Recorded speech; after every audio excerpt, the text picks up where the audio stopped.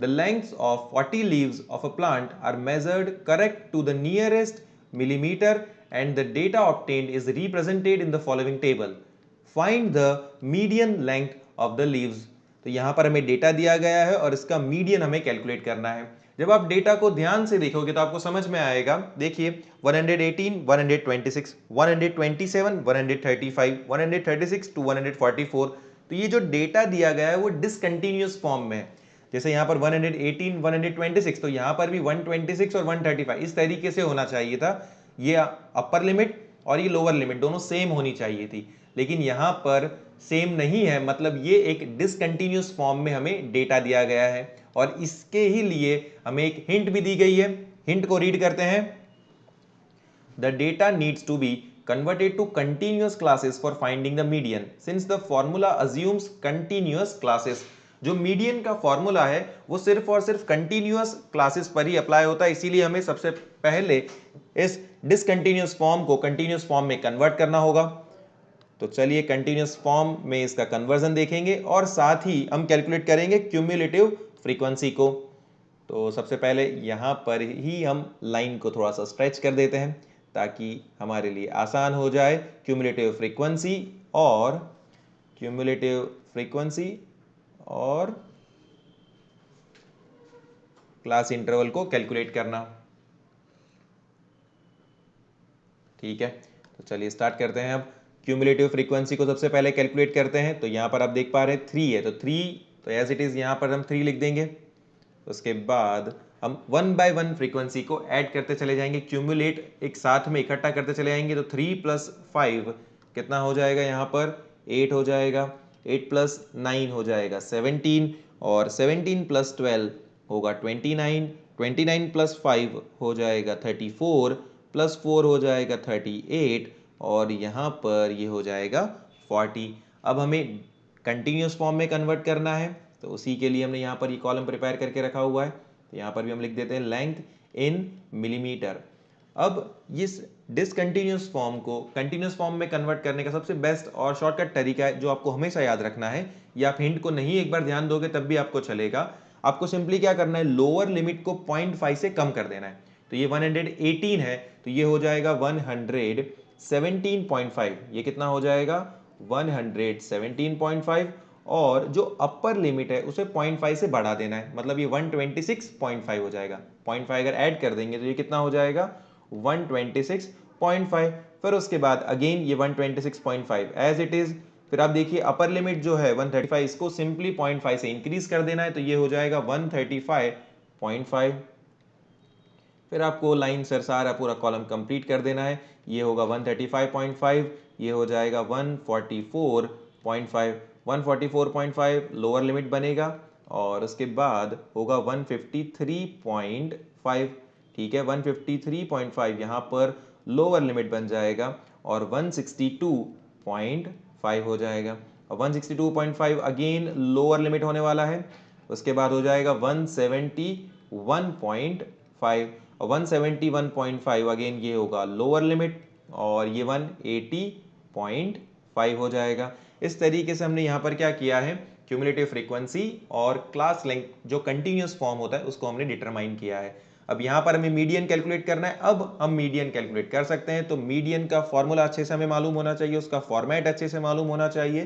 तो यहाँ पर आपकी स्क्रीन पर आ चुका है मीडियन का फॉर्मूला फॉर ग्रुप डेटा और मीडियन का फॉर्मेट। तो मीडियन का फॉर्मूला है L + n/2 - CF upon small f multiplied by h।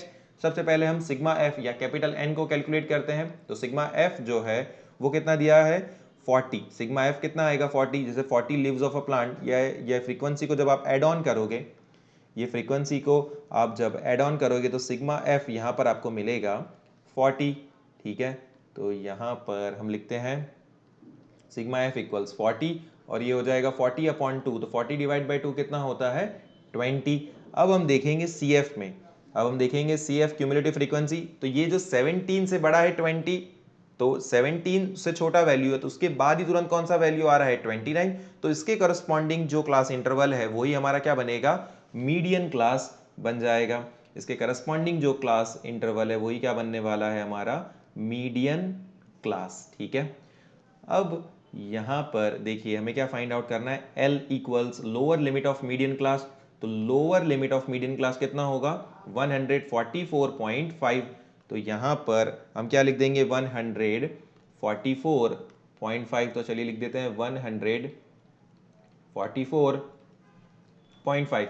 उसके बाद हमें class size of median class calculate करना है। तो मीडियन क्लास का जो क्लास साइज यहां पर से हम कैलकुलेट कर सकते हैं, यह है अपर लिमिट, यह है लोअर लिमिट। तो upper limit minus lower limit, तो 153.5 माइनस 153.5 माइनस 144.5 करने पर हमें वैल्यू मिलती है क्लास साइज के लिए 9।